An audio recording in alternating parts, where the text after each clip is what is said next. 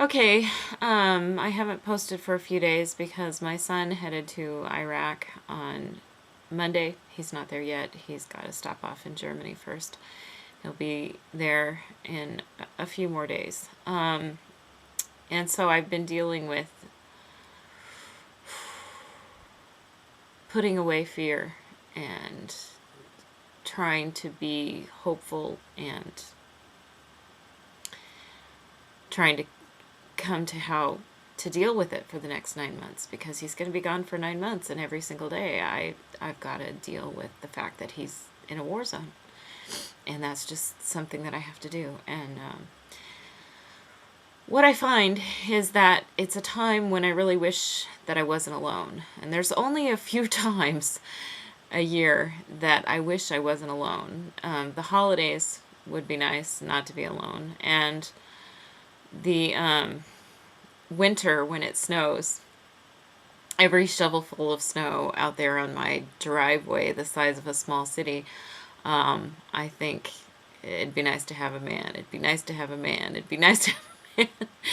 And in my ideal mind, the man would be out there shoveling the snow while I'm nice and warm in the house, making hot cocoa or whatever, getting ready for him to come back in after he's all shivering cold and I'm not the one out there. But I look around my block at all the women who are married, and they're all out there shoveling snow.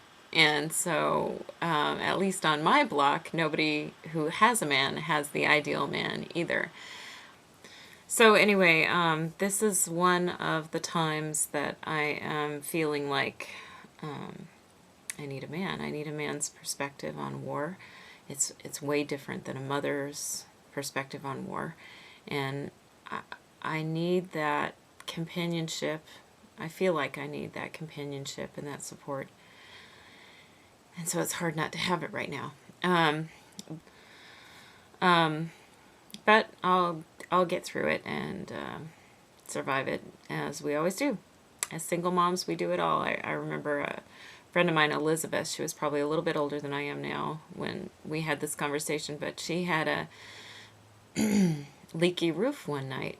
So she was in her house and it was raining, cats and dogs outside, and this leak comes through her roof, and she realizes if she lets it continue, it's not only going to ruin her hardwood floors, it's also going to ruin the wood above her head, and it's going to cost her a great deal to get it repaired. And so, being prudent and trying to save money, she thought that she'd go up on the roof at night and put something over the hole so that it wouldn't do any more damage. And so she did it. She got a ladder. She got up on the roof at night, and she's up there, and the wind is blowing and the rain is falling, and she's in this hooded raincoat with a hammer and nails and plastic, and she's going to repair her roof at night. And she says it's one of the few times where she was up on the roof and she goes, "God, I need a man. I'm on the roof here."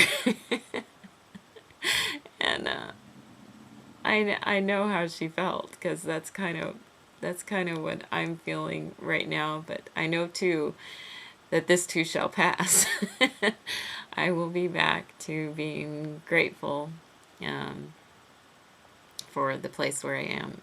Anyway, one of those days last winter when I was in that mood where I thought I needed a man, I wrote this little piece called Solitude.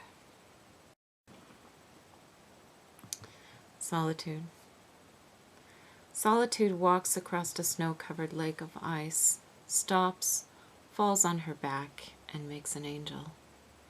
The air is still as if it's the day the earth stopped moving, and everything, even sound, hangs in icicles from bare-boned trees. "It won't always be like this," she whispers. "In spring the ice will melt and the air will be alive, free to move." Solitude is never sure she speaks the truth. "Do I speak the truth?" she screams, questioning the deep blue sky. And nothing, not even an echo, responds.